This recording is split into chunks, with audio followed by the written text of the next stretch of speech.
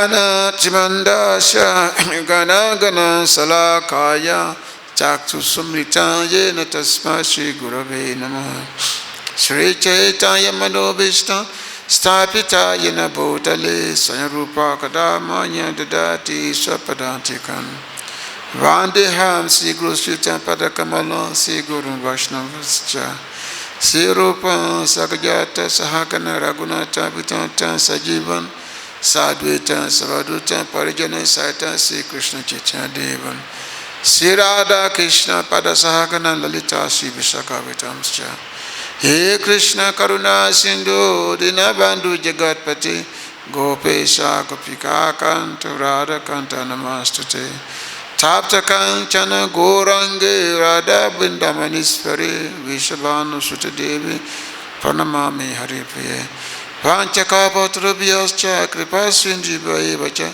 Patitana Pavanavebhyo Vaishnavebhyo Namo Namah Namamo Viṣṇupadaya Kṛṣṇa Pristaya Bhutale Srimati Bhaktivedanta Swamiti Namini Namaste Saraswati Deve Gauravani Pracharini Nivishesha Sunyavadi Pashtadasti Srishtarni Namo Mahavadanyaya Kṛṣṇa Pimapadayate Kṛṣṇaya Kṛṣṇa Chaitanya Namine Gauratu Sinima Sri Kṛṣṇa Chaitanya Prabhu Nityananda Sri Advaita Gadara Siva Shadi Gaura Bhaktavinda Hare Kṛṣṇa Kṛṣṇa Kṛṣṇa Hare Hare Hare Rama Rama Rama Hare Hare Hare Kṛṣṇa Kṛṣṇa Kṛṣṇa Hare Hare Hare Rama Rama Rama Hare Hare Anandalila Maya Vigrahaya Imave Chavi Sundaraya Tasma Maha Parimarsa Padaya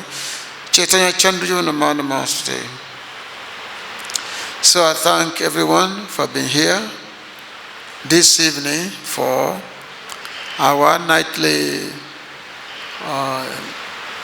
discourse on the Bhagavad Gita. So Bhagavad Gita is the word of Lord Kṛṣṇa speaking to his dear devotees Arjuna. So Kṛṣṇa as the Guru, Jagat Guru, Vande Kṛṣṇa, what's that? Kṛṣṇa Vande Jagat Guru. So Kṛṣṇa is the Supreme Spiritual Master. And Arjuna was their dear disciple. Sishyasteham sadimantram papanam. This is what Arjuna said after he became confused about duties, about his duties, which is to fight. He doesn't know what to do, so he became perplexed, and then he surrendered to Kṛṣṇa. Sishyasteham sadimantram papanam, that I surrender to you as your disciples. So please give me instruction. So then Lord Kṛṣṇa assumed the duty of a spiritual master and started instructing Arjuna. So this discussion, even though it took part 5,000 years ago, still remains as fresh today as if it was spoken yesterday. Just as I was saying in my last class here, that Arjuna heard this lecture. Lord Kṛṣṇa spoke for about 45 minutes because it was on the battlefield. The battle was just about to begin. And both sides, they were very much waiting to start fighting one another. But Kṛṣṇa and Arjuna, they were in the middle of the battle, in the middle of both sides. On one side, Kauravas, and the other side, Pandavas. And Kṛṣṇa and Arjuna, they were in the middle. So obviously, everybody, they had to hold their weapons, waiting to hear what Kṛṣṇa will say. Or what is this conversation between Arjuna and Kṛṣṇa? But of course, this battle was meant to take place. because the battle was arranged by Lord Kṛṣṇa himself, because the plan is there to establish the religious principles. So Lord Kṛṣṇa and Arjuna, they had a conversation. So this is the conversation here. Now, today, we're in text number 25 of the chapter 24. No.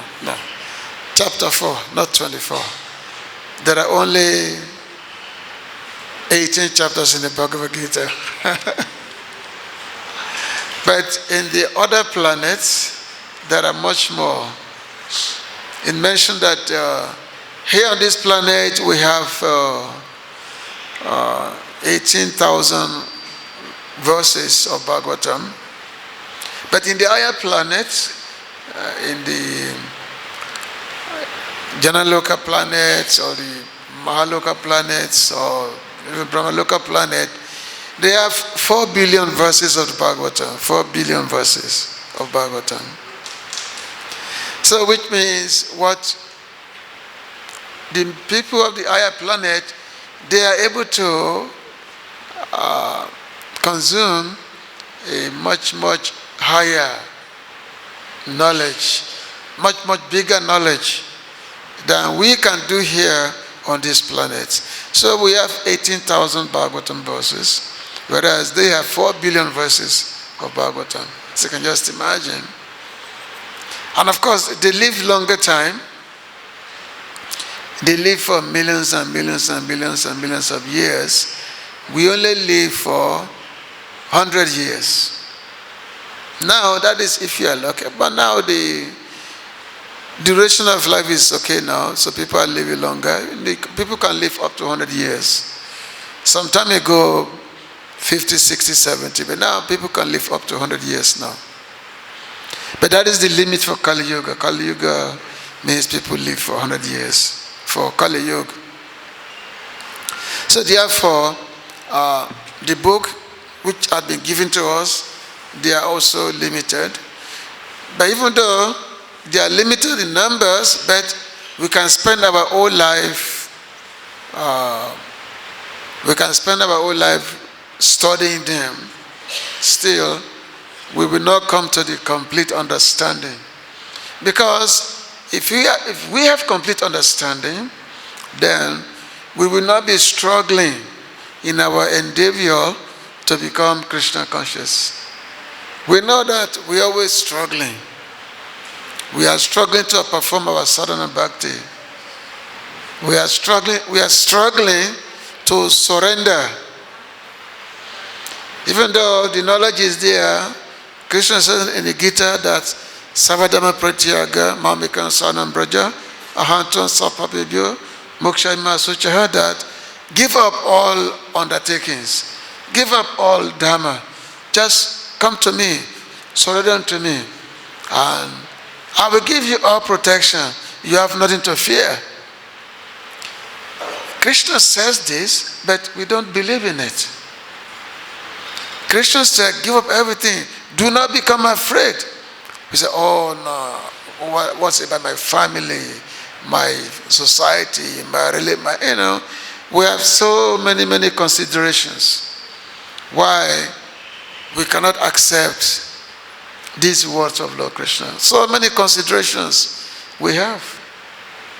But Kṛṣṇa said, surrender unto me. Come to me. Follow me. I'm going to protect you. But we say, oh, Kṛṣṇa, okay, maybe I have some obligations. And when I finish these obligations, then I will come and surrender unto you, Kṛṣṇa. That is always our response.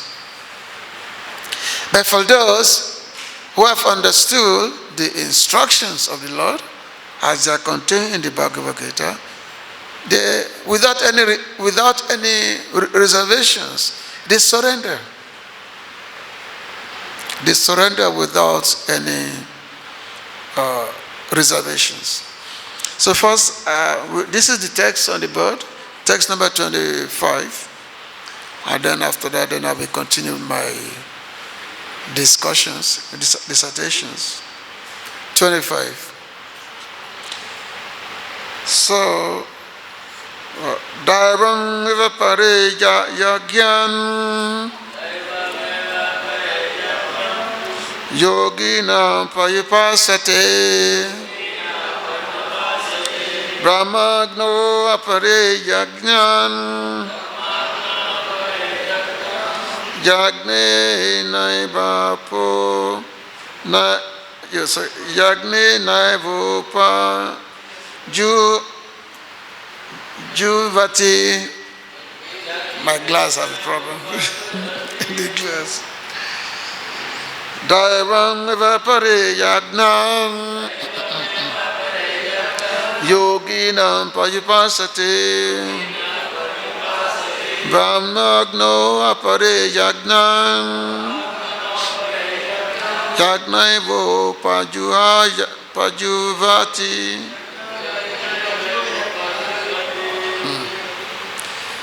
Daivam evāpare yajñam yoginaḥ paryupāsate brahmāgnāv apare yajñam yajñenaivopajuhvati. Please chant, somebody.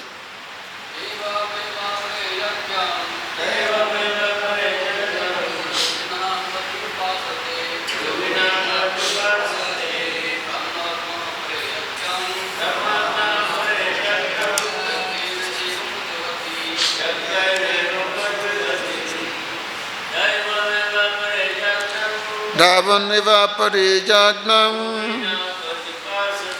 yoginaḥ paryupāsate brahmāgnāv apare yajñam yajñenaivopajuhvati.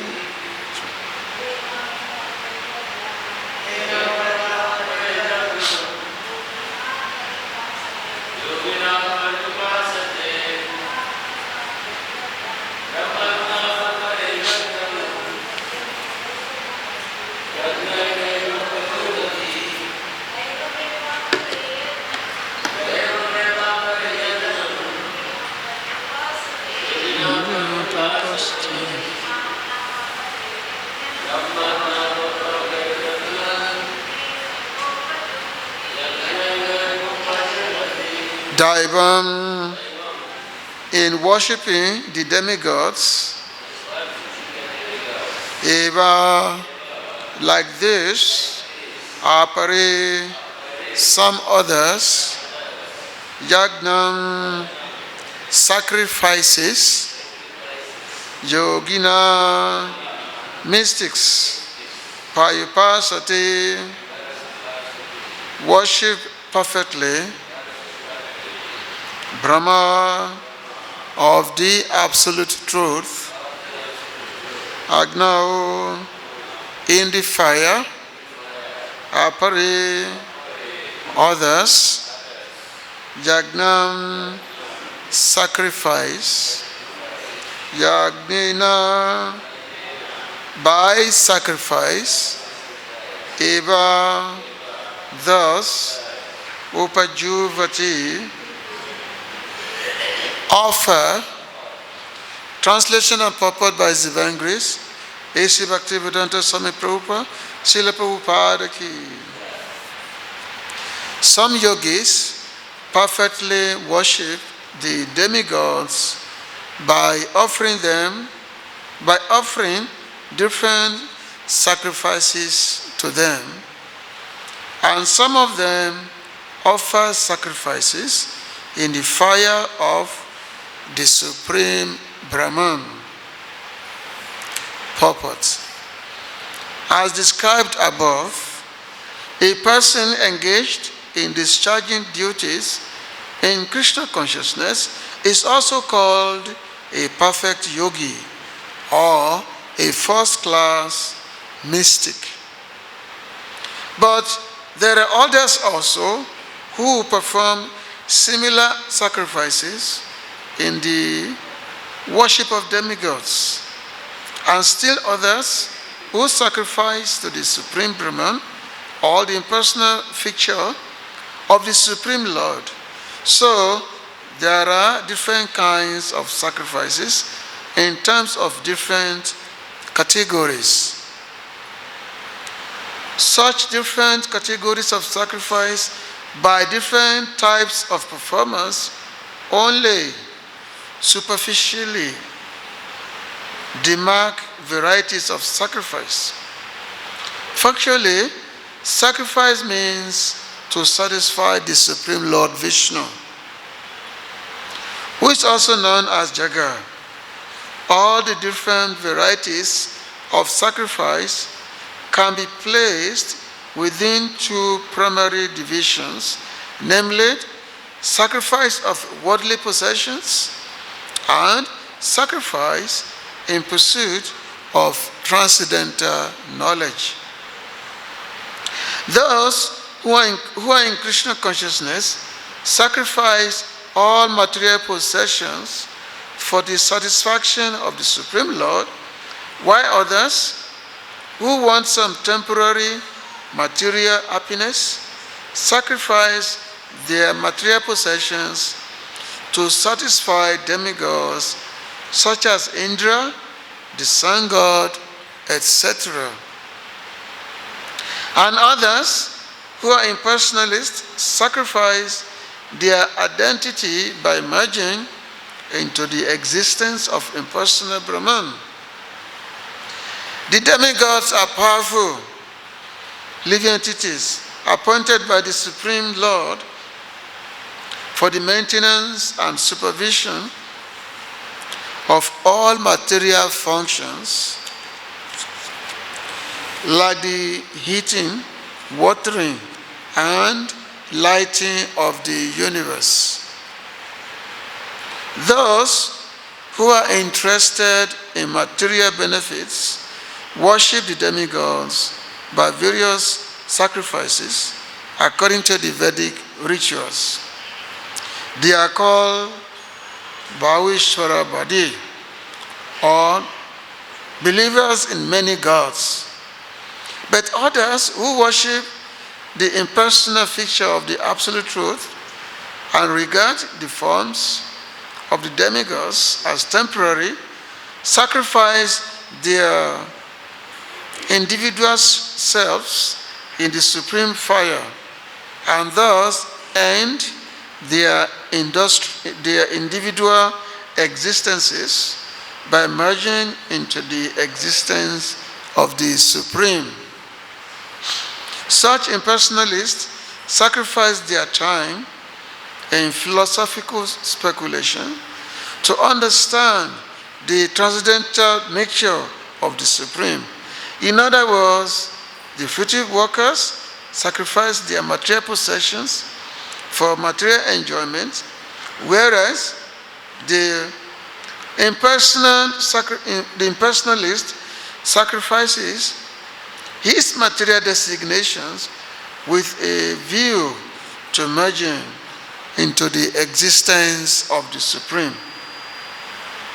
For the impersonalist, the fire altar of sacrifice is the Supreme Brahman, and the offering is itself being consumed by the fire of Brahman.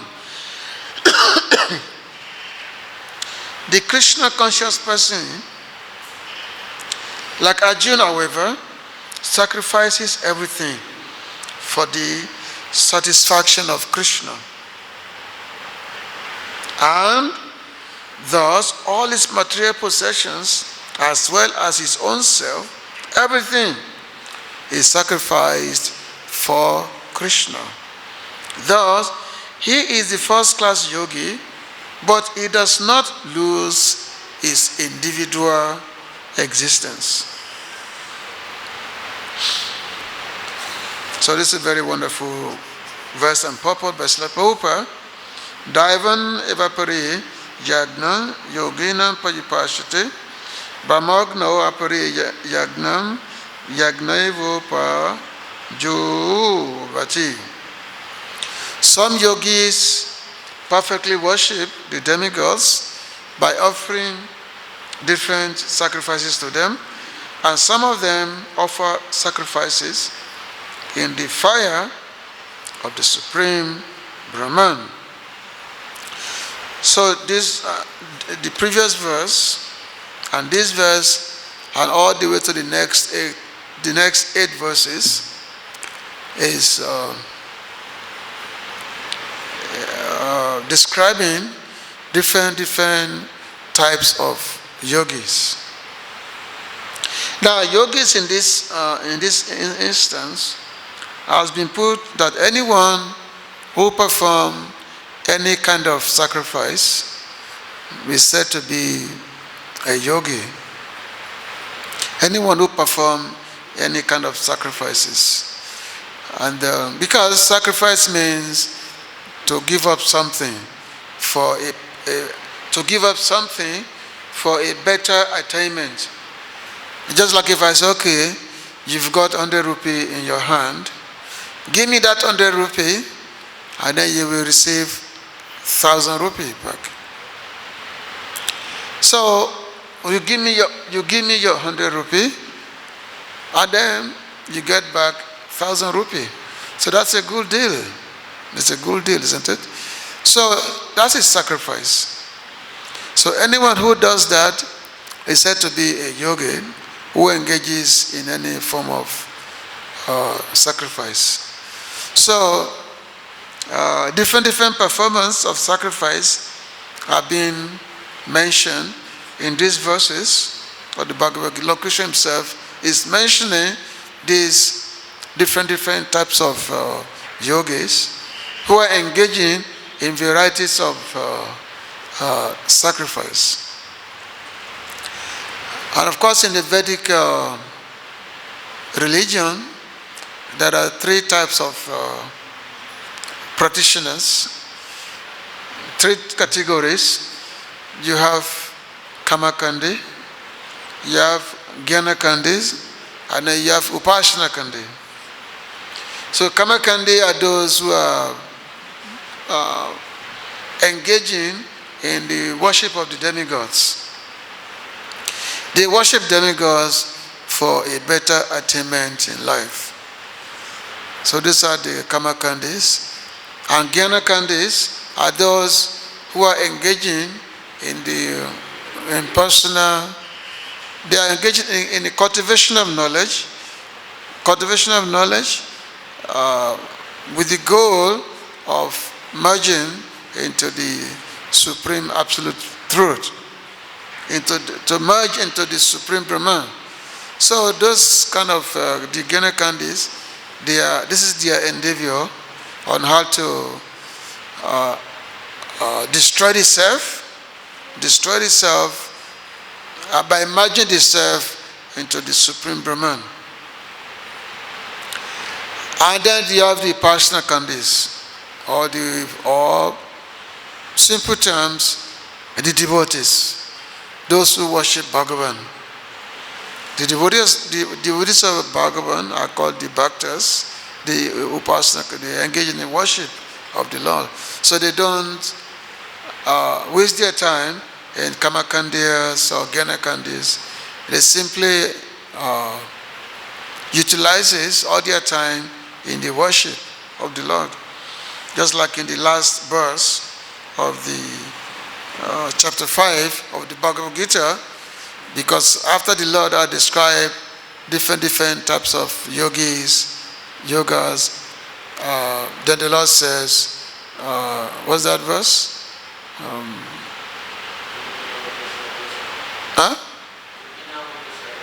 Yeah, yoginaḥ api salvation. What is that?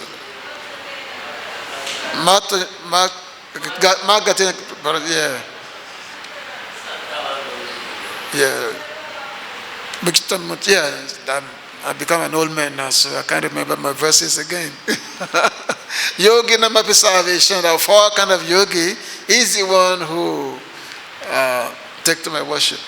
That's what Lord Kṛṣṇa says. So that's the most important. The whole point of Bhagavad Gita is to give up all kinds of endeavors in respect to Kamakanda or Jnana-kanda is to give up all the orders and endeavors, to simply worship the Lord, to simply worship the Supreme Personality of Godhead. Even though these verses that the Lord is explaining, different type of yogis who are engaging in all kinds of Vedic sacrifices. We see in the commentary, whereby Srila Prabhupada again and again bringing to us that yes, what is a first-class yogi? A first-class yogi is the one who simply engaging in sacrificing everything for Kṛṣṇa. It's not that one is sacrificing one's material possessions for the pleasure of a particular demigod. It's a daivam evāpare. Apare means others. Daivam evāpare. So he's saying that daivam evāpare, yajñaṁ, that some other persons, they are engaging in the worship of demigods. Like demigods such as Indra, Varuna, they are engaging in their worship. Because when you worship those demigods, they give you, good benefit basically when you worship them. But of course we should know that those demigods, they themselves, they don't have it's not that they are other gods who are simply, you worship them, they fulfill your particular benefit. But they themselves, they are the Lord's own appointed agents. They are appointed by the Lord to do their particular activities. And no one is actually independent of the Supreme Lord. And of course, from time to time, those demigods that sometimes think they become independent. And that's how they get, every once in a while, they get chastised. Just like a good example is Indra. Indra is a very, very powerful demigod. He is the king of heaven. He's called the king of among demigods, the king of all the demigods, Indra Dev. But sometimes Indra, he becomes proud of his own power. He becomes proud that sometimes he forgets who has given him his power and who is he representing. Sometimes he forgets it.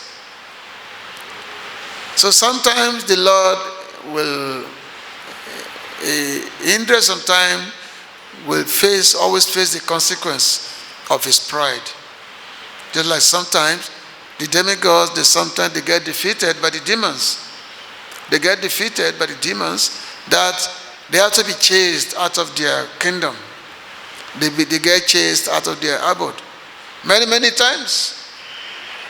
When the demigods, headed by Indra, Suryadev, all of them, they get chased, they get defeated by demons, and demons chase them out of their kingdom.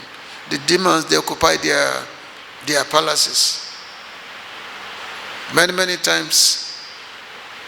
Or another good example, when Lord Kṛṣṇa was performing his lila here, 5,000 years ago, and the Lord knew that Indra had become very, very proud because he received yearly sacrifices from the Brahmāstes.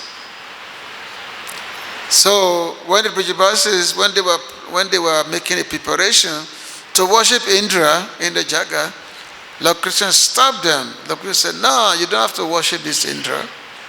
No need to worship him. Why you have to worship Indra? For what? What's he good for? Why you want to worship him?" And another Maharaj said, "Look, if we don't worship Indra, he's the one who's giving us the rain. We are Vaishyas, we are cowherds. We need the rain so that the grass can grow, all these things grow. So we have to worship him." Lord Kṛṣṇa says, "No, why you have to worship him? Indra is making the rain fall. The rain is falling on the desert because Indra, he has no choice. The rain must fall anyway. Whether you worship him or not, the rain must fall. After all, the rain is falling on the desert. Nobody worships Indra for the rain to fall on the desert.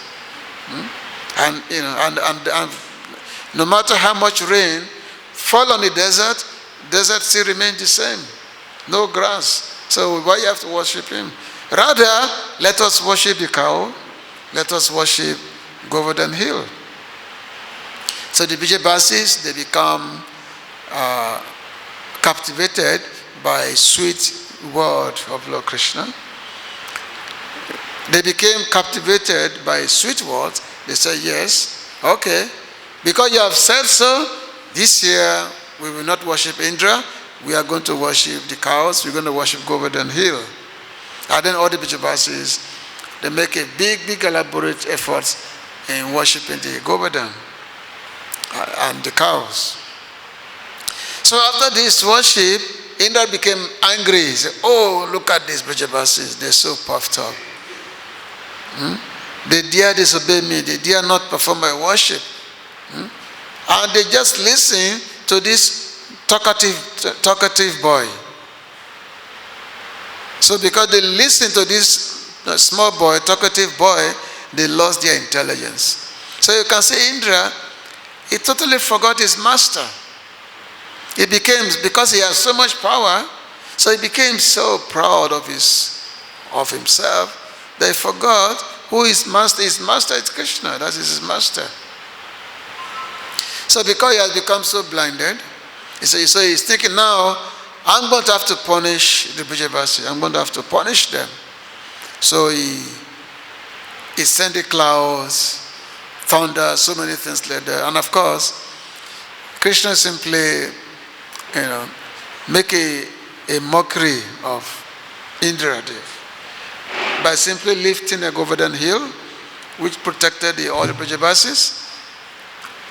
Indra, despite all his efforts, by sending thunders, the wind, none of them, they could not even move a single grass on Govardhan Hill.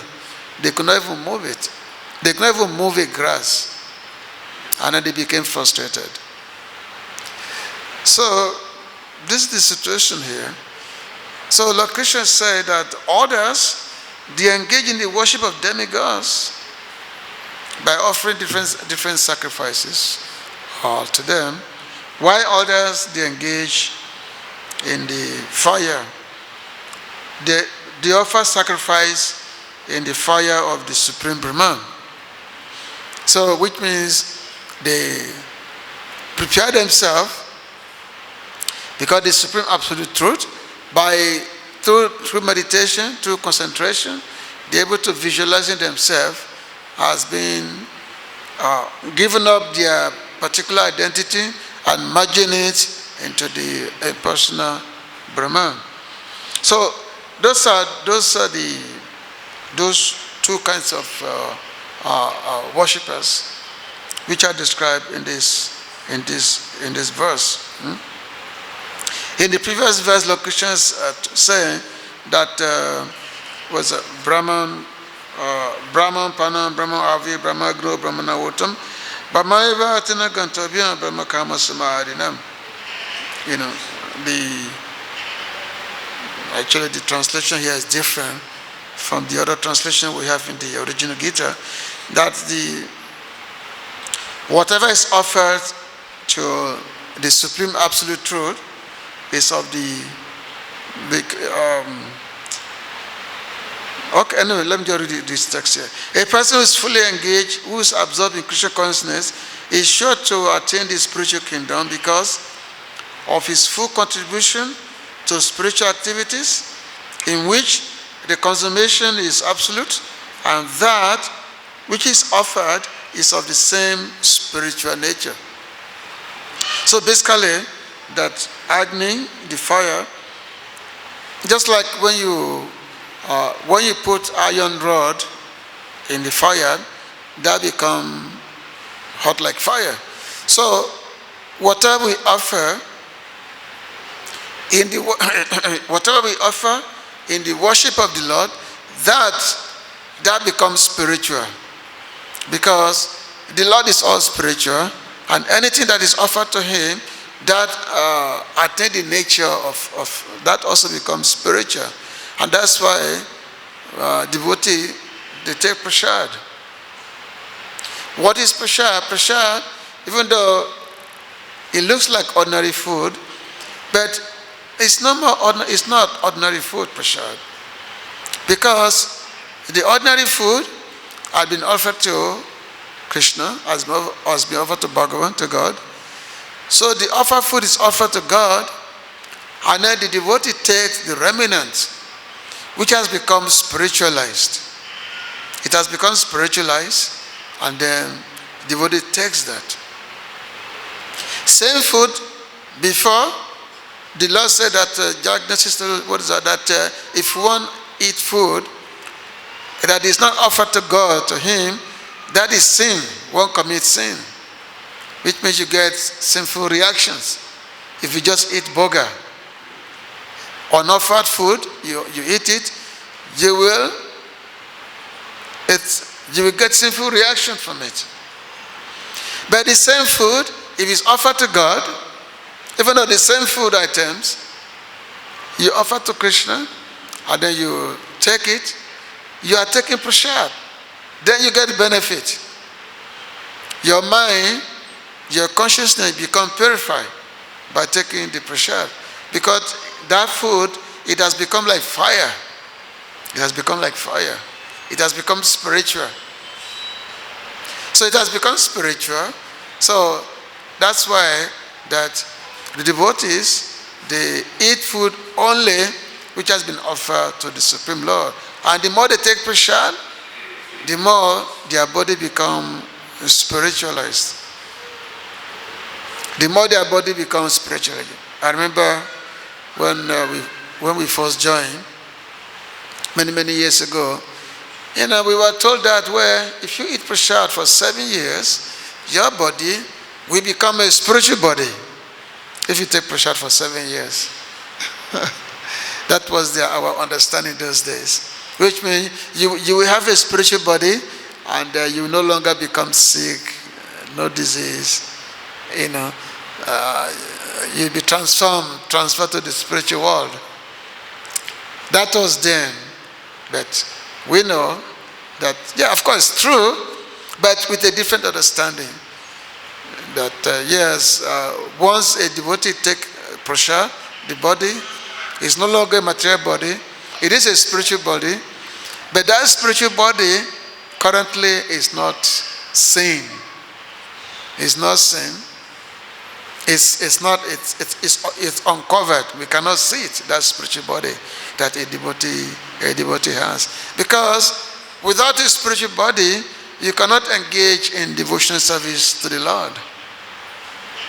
It's not possible to engage in devotional activities with a material body. Why? Because the Lord is all spiritual. The Lord is not material. The Lord is all spiritual. So how can material come in contact with the spiritual? It's not possible. So therefore, it's only spiritual body that a person, devotee, worship the Lord. They worship the Lord in the spiritual body. But we cannot see.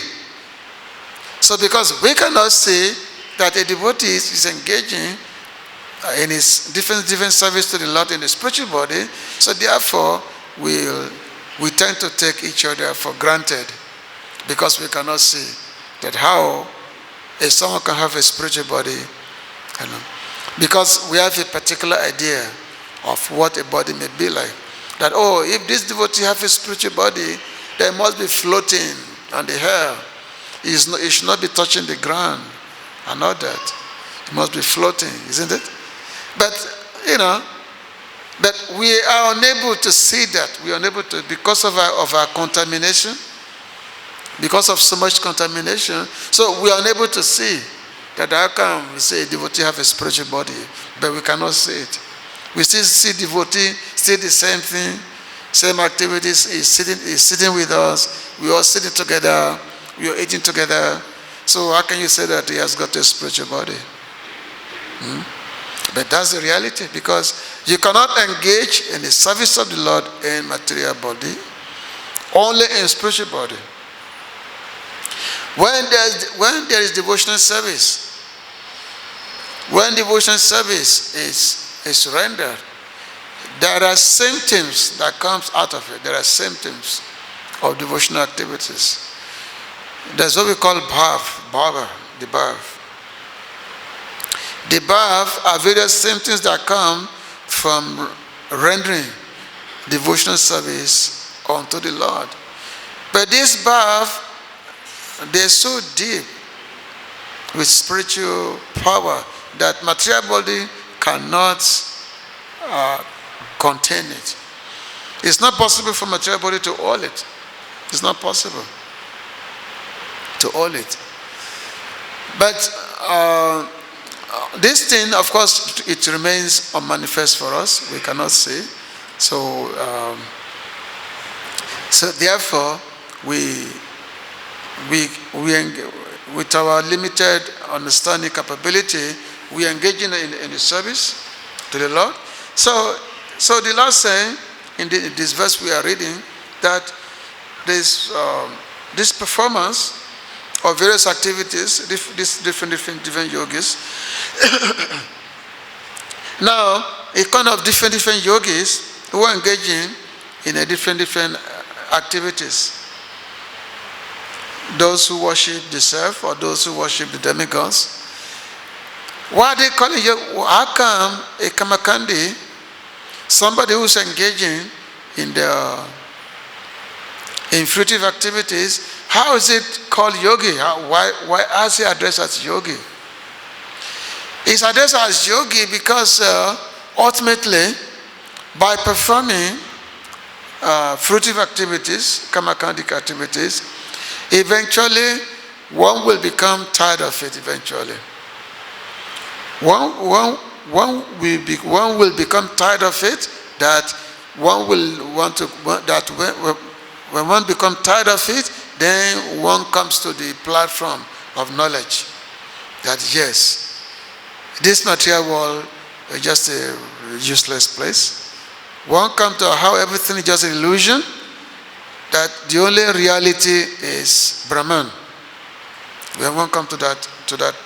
So by performing the ritualistic, materialistic activities, one comes to the platform of cultivating transcendental knowledge, because one becomes tired of it, and that's why the Lord referred to them as yogi. These are yogi. So therefore, all practitioners are referred to as yogis, all practitioners. So, like Srila Prabhupada one time, he was making the comparison to the Pope, who is the head of Christian church. So Srila Prabhupada said that my disciple, no matter how neophyte he is much more advanced than Pope. Even though Pope is very, very highly regarded as a religionist, a pious person, but Prabhupada said, any of my disciples, no matter how neophyte they are, is much more advanced spiritually than the Pope. Why? Because a devotee, he already come to the conclusion that yes, Vasudeva Savanmiti, like Sri Kṛṣṇa is everything, and that yes, that Sri Kṛṣṇa, the Lord, is to be worshipped. There should be no other endeavor. So a devotee has come to that understanding. Whereas others don't. Others do not have that. Others do not have such understanding. Others, they don't have the clear understanding of who God is. They don't have such clear understanding. Either the pious materialist or the impersonalist monist, they don't have understanding of who God is. Whereas a bhakta, a devotee, he understands who God is. He understands the Supreme Law as the possessor of all good quality, of all 6 qualities. He is the supreme, the most knowledgeable, the most beautiful, the most powerful, the most beautiful. So many 6 qualities are there.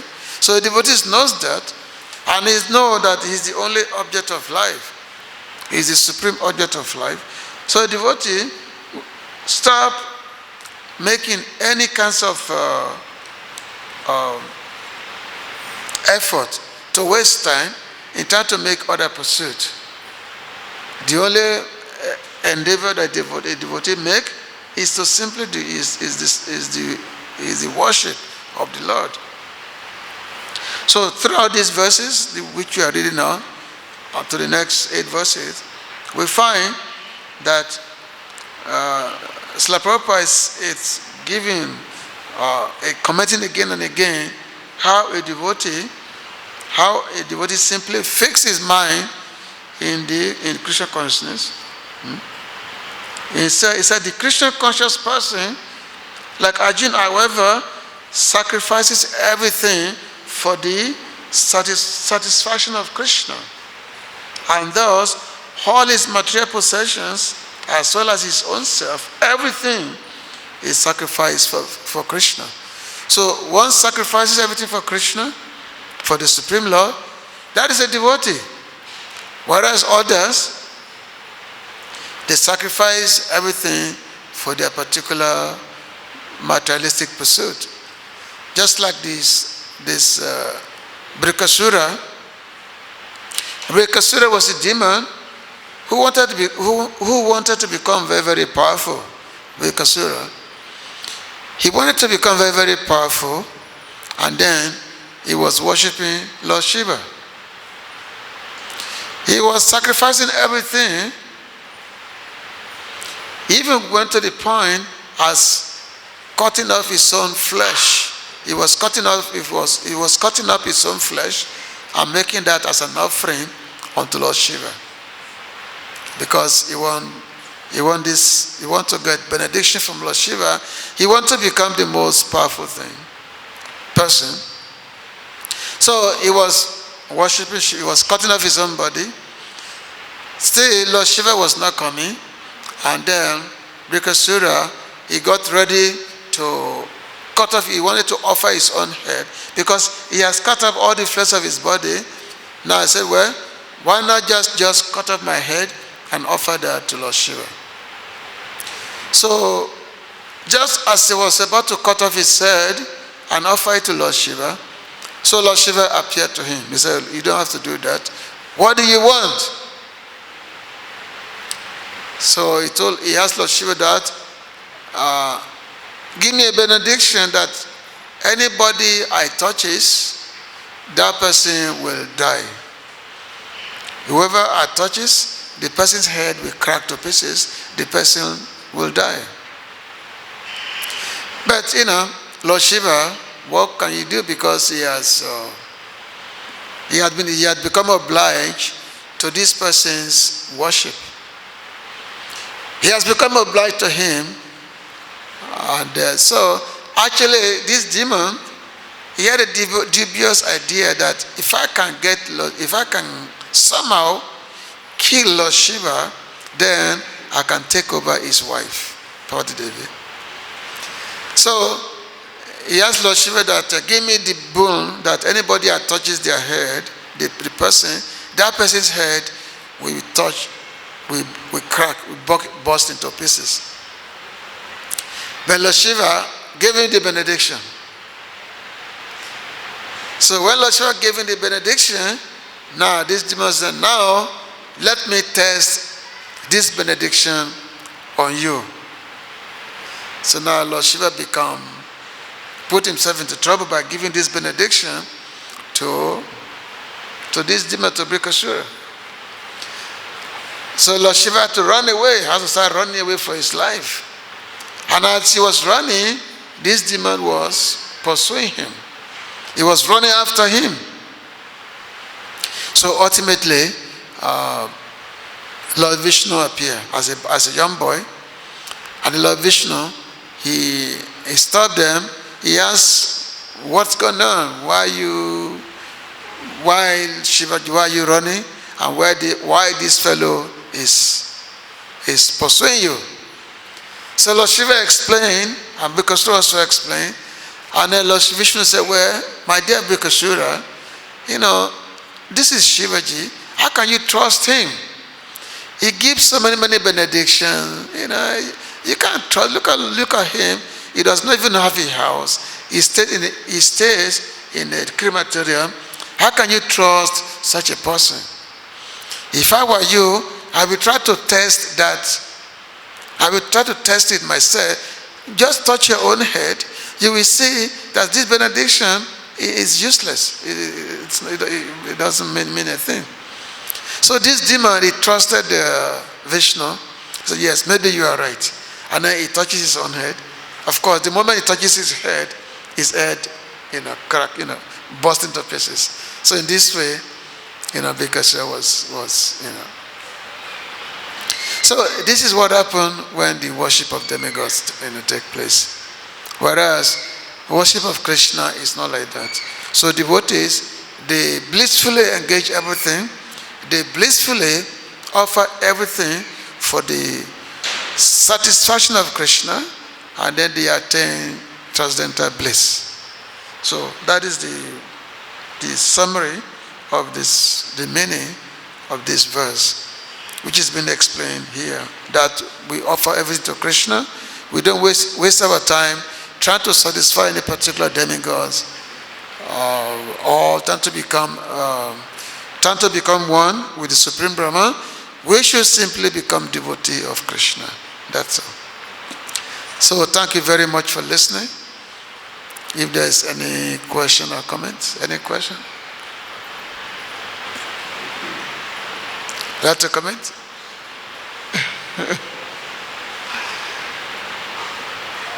Okay, thank you for listening. Srila Prabhupada ki